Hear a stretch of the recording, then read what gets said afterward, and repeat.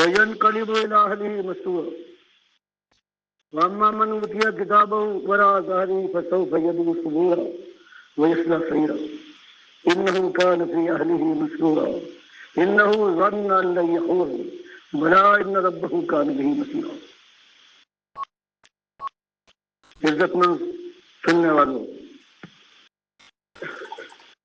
اور عزت مآب ماں اور بہنوں، یہ آواز جو آپ کے کان تک آئی ہے وہ اللہ کی کتاب قرآن مقدس کی آواز ہے۔ اس مالک کا فرمان ہے جس نے آسمان کو بلند کیا، زمین کو بچھایا، ہم کو اور آپ کو ماں کے پیٹ کے اندر رکھنے کے بعد وہاں رزق اور غذا پہنچائی، باہر لانے کے بعد چھاتیوں کو تیار کیا، مامتا کی ماری ماں نے دن اور رات ایک کر دیے، پھر ہواؤں نے تھپکیاں دی، آسمان سے برسنے والے پانی سے جو اس مالک نے برسایا رزق حاصل ہوا، اور پھر اللہ نے اپنی کتاب اپنے آخری رسول صلی اللہ علیہ وسلم کے اوپر نازل فرمانے کے بعد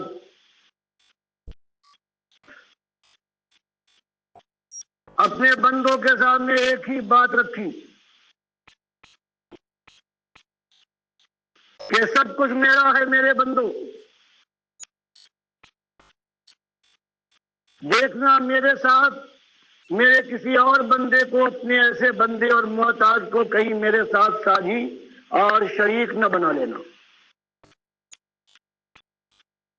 ایک ہی مسئلہ، ایک ہی بات، ایک مطالبہ ہے، تم سے میں کچھ نہیں مانگتا غلاموں، میرے خزانے بھرے ہوئے ہیں، میں خود لٹاتا ہوں، میری ذات محفوظ، مجھے کسی کا ڈر نہیں ہے کہ میرے غلام وقت پڑے تو میرے گرد اپنی جانوں کا قلعہ بنائیں گے، میں تو قوت متین والا ہوں۔ میں تم سے ایک بات مانگتا ہوں اور اسی بات کے اوپر یا تو آگ میں جلو گے اور ہمیشہ کے لیے پھکتے رہو گے، سکون کا ایک لمحہ میسر نہ آئے گا۔ اگر تم نے اس مانگ کو رد کر دیا، اس فریضے کے ساتھ غداری کی، اور یا جھوپڑی کے رہنے والوں، دن رات پیٹ کی آگ میں جلنے والوں، گھر کوشش کرو اور میسر نہ آئے، لیکن اگر تم ایمان کے ساتھ زندگی گزار کر میرے پاس آ گئے تو پھر وہ بادشاہتے ہیں، وہ جنتیں ہیں جن کی کم سے کم چوڑائی آسمانوں اور زمین کی چوڑائی کے برابر ہے۔ فرمایا پھر فیصلہ کرو، میری بات مانو گے، مجھے اپنا مالک مان کر میرے سامنے بندگی کی آداب اور رسم بجا لاؤ گے، یا میرے بندوں کو اپنا داتا اور دستگیر، مشکل کشا اور بندہ نواز، روس اور مجیب الدعوات قرار دے کر پھر ان کو پکارو گے، ان کی غلامی کا دم بھرو گے۔ اولاد ہو تو کہو گے کہ یہ پیر بخش ہے، یہ اللہ بخش نہیں، کبھی رسول بخش ہے، کبھی علی بخش ہے، کبھی حسین بخش اور حسن بخش ہے۔ خوشی کا موقع آئے گا تو 11ویں اور 12ویں کی نظر نیاز کر کے کیا یہ ثابت کرو گے کہ تم نافرمان، نمک حرام اور غدار ہو، یا میرے نام کی نظر نیاز ہوگی؟ مجھے اپنا مالک مانو گے، میرے گھر کا حج کرو گے اگر فرض ہوگا، یا میرے ان بندوں کے ان گھروں کو نقلی کعبے بنا کر زیارت دربار کا نام دینے کے بعد ان کا عرس مناؤ گے اور ان کے سامنے جا کر ماتھے ٹیکو گے۔ فرمایا یا ایھا الانسان، کہ انسان انکا کادح الی ربک قدحا فملاقیہ، کہ دنیا میں تو اپنے ہاتھ پر ہاتھ دھرے ہوئے زندگی نہیں گزارے گا، کچھ نہ کچھ تو کرے گا۔ اب تجھے اختیار ہے تو دنیا کا ہو رہے، قبروں کو پوج، داتا اور دستگیروں کی بندگی کر، اور اگر تجھ میں ہمت ہے، جوان مرد ہے، اگر شکر گزار ہے، اگر نمک حلال ہے تو اس کے بعد نمک حلالی کا رویہ اختیار کر، مجھے اپنا مالک مان، میری غلامی، میری اطاعت، میری فرما برداری، میرے دین کو دنیا میں غالب کر کے کفر و شرک مٹانے کے لیے اس میدان میں قدم آگے رکھ، اور پھر ہمیشہ کی جنتوں کا باسی بن جاؤ۔ تو بتایا یا ایھا الانسان کہ تو آخر کار دونوں کاموں میں سے ایک کام تو ضرور کرے گا، اور اگر تو نے نمک خوار ہونے کے بعد نمک حلالی کی، اپنے بال بچوں کو یہی سکھایا، اسی راستے پر چلتا رہا، تو موت تجھے بھی آئے گی، اور جو اس بات کو نہ مانے ان کو بھی موت آ کے رہے گی، بچ کے کوئی رہنے والا نہیں ہے۔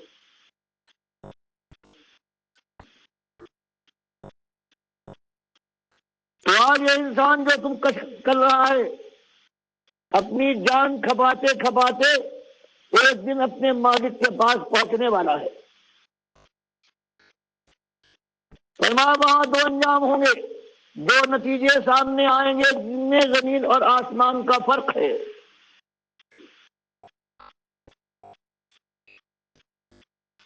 ایک گروہ ایمانداروں کا ہے، اس کے دائیں ہاتھ میں اس کے اعمال نامہ کو دیا جائے گا، اور وہ خوشی سے بے قابو ہو کر کہہ رہا وہ کتابیہ، دیکھو میں کامیاب ہو گیا، یہ میرا اعمال نامہ ہے، دائیں ہاتھ میں دیا گیا ہے۔ ينقلب إلى أهله مسرورا، تو دوسرے اپنے ایسے کامیاب جنتیوں کی طرف وہ بغلیں بجاتا ہوا خوشیاں مناتا ہوا آئے گا،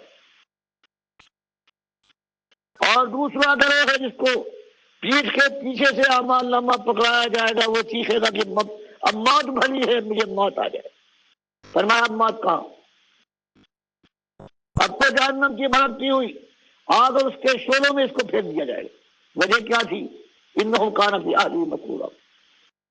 اپنے دوستوں میں، اپنے کاروبار میں، اپنے گھر بار میں وہ مگن تھا کہ یہ میری قابلیت، میرا ہاتھ، میرا علم ہے جس کی وجہ سے میں عیش کر رہا ہوں۔ اللہ کو بنا دیا، کل کی بات اسے یاد نہیں، اللہ کے نبی سمجھی، سنت کیا تھی اس سے بے پرواہ۔ فرمایا اس کا یہ عالم ہے، اور سمجھتا تھا، اس کو یقین تھا کہ اب ایک اور جو عیش کا زمانہ گزر رہا ہے، اب اس کے بعد یہ عیش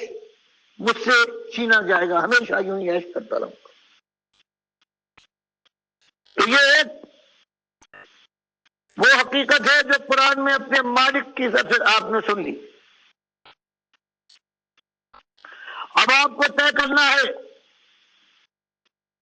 کہ اللہ کی معافی، مالک کی جنتیں اپنے لیے، اپنے پیارے بچوں کے لیے، اپنے شوہر اور محبوب بیوی کے لیے، اپنی پیاری ماں اور اپنے باپ کے لیے چاہتے ہیں، اور یا اپنے ساتھ ان کو آپ کے شعلوں میں کھینچ لینا چاہتے ہیں، یہ آپ کا فیصلہ ہونا چاہیے۔ اور آپ کی خدمت میں یہ بات پیش کرنا چاہتا ہوں کہ آج کے زمانے میں جو دین آج ہمارے سامنے اس ملک میں موجود ہے،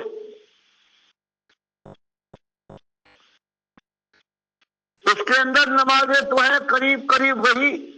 جو 1400 برس پہلے صحابہ کرام ادا کرتے تھے، یہی حال روزے کا ہے، زیادہ فرق نہیں آیا ہے۔ اذانیں اسی طرح سے پکارتی ہیں، سوائے بعض بدعتیوں اور ظالموں کے جنہوں نے اذان سے پہلے درود و سلام ایجاد کر لیا ہے۔ بس ایک چیز نہیں ہے، اور وہ چیز ایمان ہے۔ ایمان آج کہیں پایا نہیں جاتا۔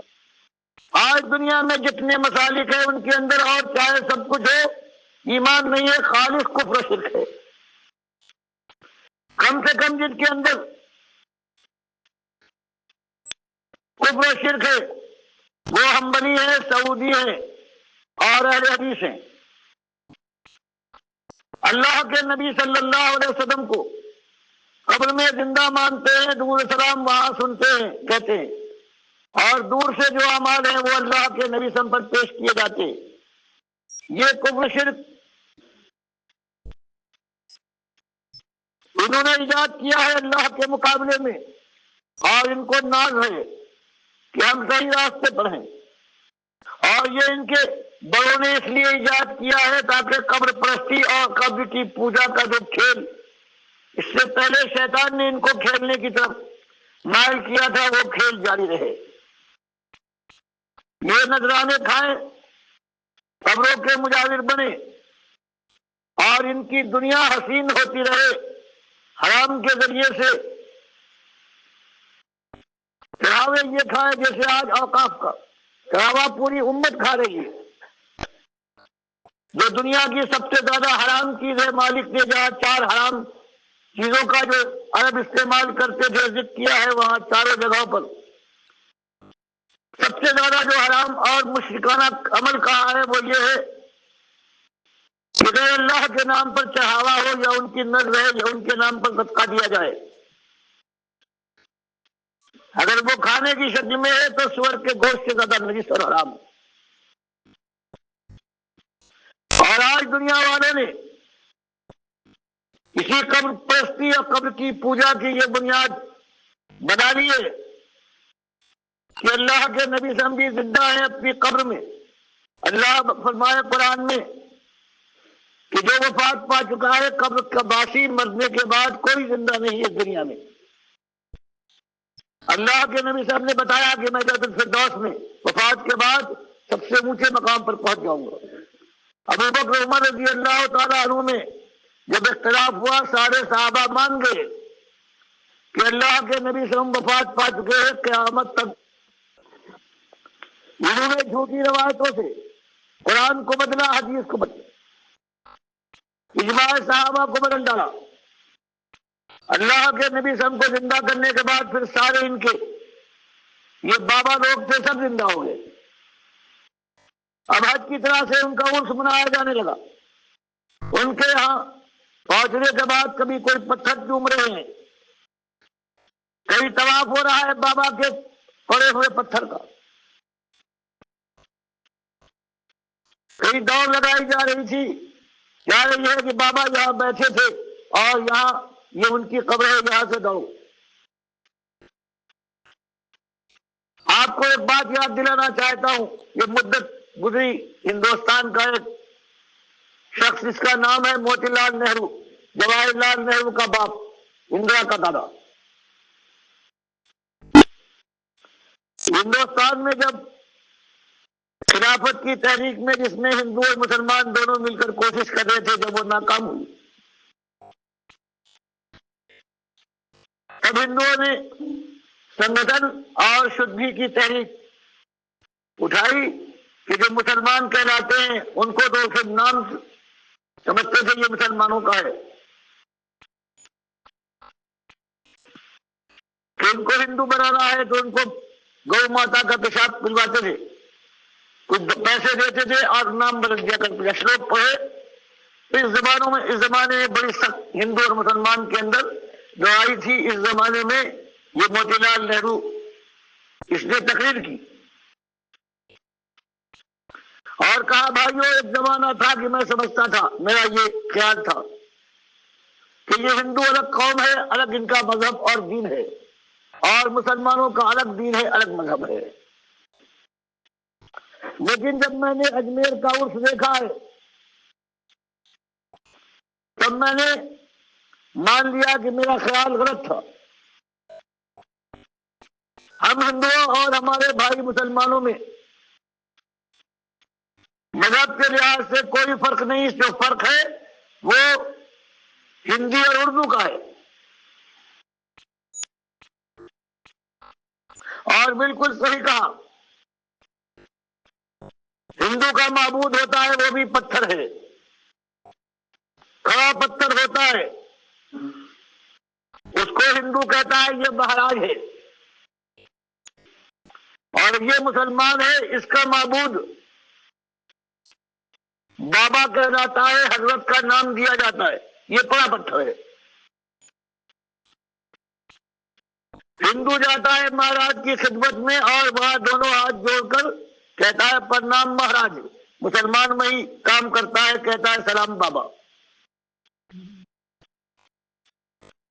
ہندو ماتھا ٹیک دیتا ہے اپنے کھڑے پتھر کے سامنے، کہتا ہے دنڈوت۔ مسلمان یہی کام کرتا ہے اور کہتا ہے یہ سجدے تعظیمی ہے۔ ہندو چکر لگاتا ہے کھڑے اپنے ہنومان اور گنیش اور ارجن کی، اور چکر لگانے کے بعد کہتا ہے میں نے پھیرے لگائے اپنے مہاراج کی، اور یہی کام مسلمان کرتا ہے، وہ طواف کے نام سے اپنی اس بندگی کو پیش کرتا ہے۔ ہندو بھجن گاتا ہے اور یہ مسلمان یہ قوالی ارشاد فرماتا ہے، وہ پرساد لاتا ہے اور یہ تبرک اور خردہ لے کے آتا ہے۔ بتاؤ اللہ کے بندو، ہندو اور مسلمان میں بت پرستی کی شکل میں فرق کیا ہے؟ سوائے اردو اور ہندی کا معاملہ ہے، باقی سب کچھ وہی۔ اور اللہ کے ساتھ جو اس امت نے ظلم کیا ہے، ان کے بڑے جو کہلاتے ہیں آبار و روحان، یہ پیر اور مولوی، انہوں نے اس راہ پہ ان کو ڈالا ہے۔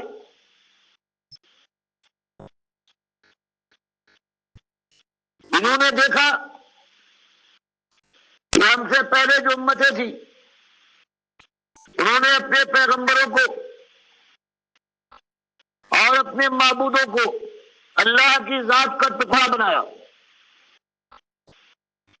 یہودیوں نے عزیر علیہ السلام کو اللہ کا بیٹا، عیسائیوں نے حضرت عیسیٰ کو، عربوں نے اللہ کے فرشتوں کو اللہ کی بیٹیاں بنایا، اور یہ آج یہ جو مولوی اور پیر ہمارا ہے، صدیوں سے جو گزرا ہے، دیسی پیٹ کا بندہ ہے، کسی قبر کی پوجا کر کے ان کی ہڈیاں بیچنے والا اپنے آباء و اجداد کی۔ یہ تاجر جو قرآن و حدیث پڑھ کر آتا ہے صرف اس لیے کہ اس کو دنیا میں جا کر بیچے اور اپنے پیٹ کی آگ کی شکل میں اس کو اپنے پیٹ میں اتارے، تو اس میں توحید کی بجائے ایمان جو اصلی مسئلہ تھا، وما خلقت الجن والانس الا لیعبدون، مالک فرماتا ہے ہم نے تم کو یہاں سے ارگاہ میں تفریح کے لیے نہیں بھیجا ہے، بلکہ ایک تمہارا امتحان ہے، اور وہ امتحان یہ ہے کہ صرف میرے بندے ہو، میری غلامی کرو گے، میری فرما برداری کرو گے، میرے دوستوں کے اوپر جان چھڑکو گے، میرے دشمنوں کو طاغوتوں کو للکارو گے، میرے دین کو غالب کرنے کے لیے اپنی جان، اپنے مال، اپنی ایک ایک چیز کو نچھاور کر دو گے۔ صرف توحید کے تم کو میں نے پیدا کیا، یہی آزمائش ہے۔ تو توحید کی بجائے یہ شرک کا دائی، اس کے لیے امام ابو حنیفہ رحمۃ اللہ علیہ نے کہا ہے ہدایہ کے اندر کہ یہ حرام خور کی اذان اللہ کے لیے دینا چاہیے، اس سے پیسے لیتا ہے۔ امامت کر کے نماز پڑھانی یہ اللہ کے لیے کرنا چاہیے، یہ عالم کا فرض ہے، آخر اپنی نماز تو اسے پڑھنا ہے۔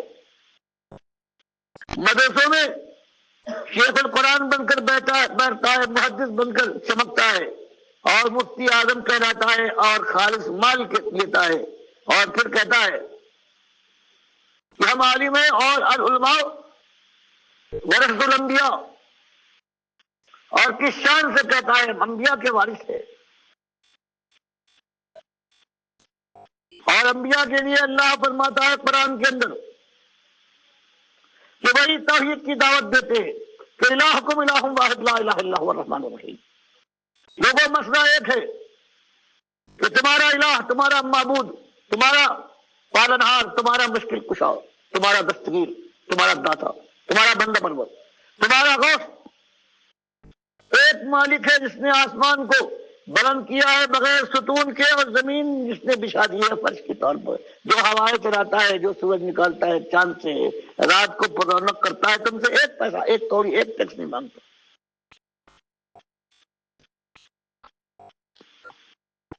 تو بتایا یہ حال ہے. یہ دعوت حق اٹھتی ہے، چاہے وہ 950 سال کی مدت ہو نوح علیہ السلام کی، اور قوم گالیاں دیتی ہے، ایذائیں دیتی ہے، پتیاں اگاتی ہے، آوازیں کستی ہے. وہ جمع رہتا ہے، کہتا ہے لوگوں کچھ جو چاہے کر لو. یہ اللہ کی طرف پر مجھ پر ذمہ داری ڈالی گئی ہے. تمہاری دوستی اور تمہاری خیر خواہی میں اصلی بات بیان کر رہا ہوں کہ اس طرف آ جاؤ، توحیدی بن کر اللہ کی بندگی کر لو، ورنہ ہمیشہ ہمیشہ کی آگ میں جلو گے. ایک کھال جل جائے تو دان نہیں چھوٹے گی، دوسری کھال بنا دی جائے گی. پیاس لگے اور پانی پلایا جائے حمیم کی شکل میں تو اتریوں کو کاٹ کر باہر نکال دے گا، لیکن اتریاں پھر بن جائیں گی اور پھر پیاس لگے گی، پھر بھوک سے چیخو گے اور رقوم کا پھل کھلایا جائے گا، جلا ڈالے گا کلیجے کو. وہ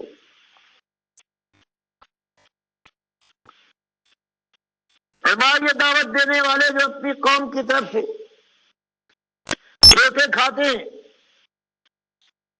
اور وہ یہ کہتے ہیں کہ تمہارا کوئی مقصد ہے بننا، اس طرح سے دن رات ہم تمہارے ساتھ سلوک کرتے ہیں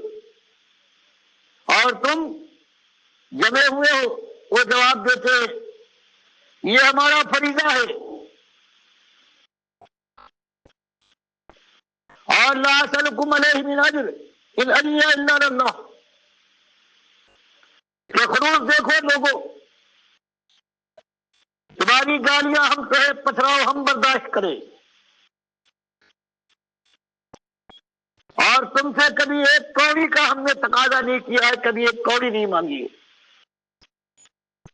مانگنا تو دور رہا، اگر تم زبردستی ہماری جیب میں کچھ ڈالنا چاہو تو ہم اسے اٹھا کر باہر پھینک دیں گے. ہم اللہ سے اپنا اجر دیں گے، تم سے نہیں. تو بتاؤ، اللہ نے تو انبیاء کا یہ دستور اور یہ طریقہ بتایا ہے کہ مال لینے کی بجائے اس پر وہ تھوکتے بھی نہیں ہیں. اور یہ مولوی، یہ ملا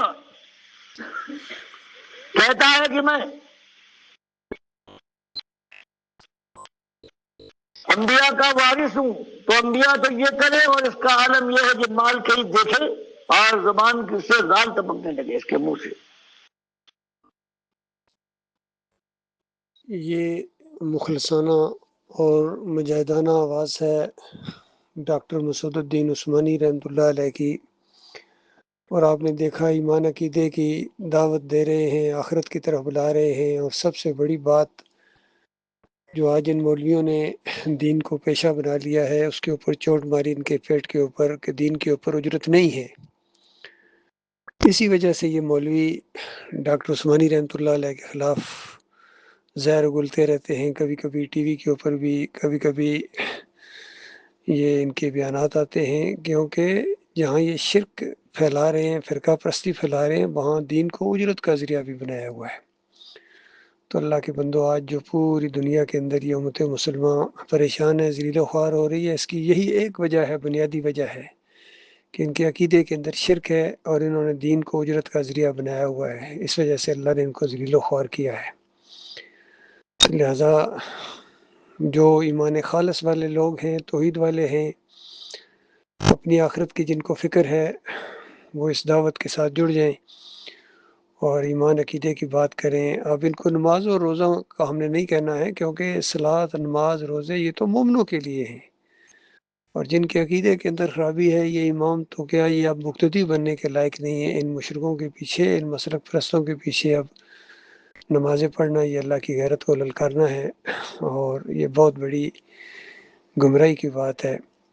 لہٰذا کوئی مسلک ہو، بریلوی ہو، دیوبندی ہو، اہل حدیث ہو، سلفی ہو، سعودی ہو، حنبلی ہو، یہاں کے سب کے عقیدے کے اندر بربادی ہے. پہلے سب سے کم شرک جو تھا یہ اہل حدیثوں کے اندر بتایا جاتا تھا، اب یہ حنیفیوں کے اندر، یہ جو محمد حنیف کے لوگ ہیں، سجدہ تعظیمی کا شرک ان کے اندر ہے. کوئی بھی شرک سے نہیں بچا ہے. تو لہٰذا یہ وقت ہے، یہ زندگی ہے، یہ زندگی میں ایک موقع ملا ہے آپ کو اپنے مالک کو خوش کرنے کا. یہ موقع اگر ہاتھ سے نکل گیا تو پھر دوبارہ موقع نہیں ملے گا. یہ سوشل میڈیا کا بھی دور ہے، دیکھیں یہ بات پوری دنیا میں گویا پھیلائی جا رہی ہے، آڈیوز کے ذریعے، ویڈیوز کے ذریعے،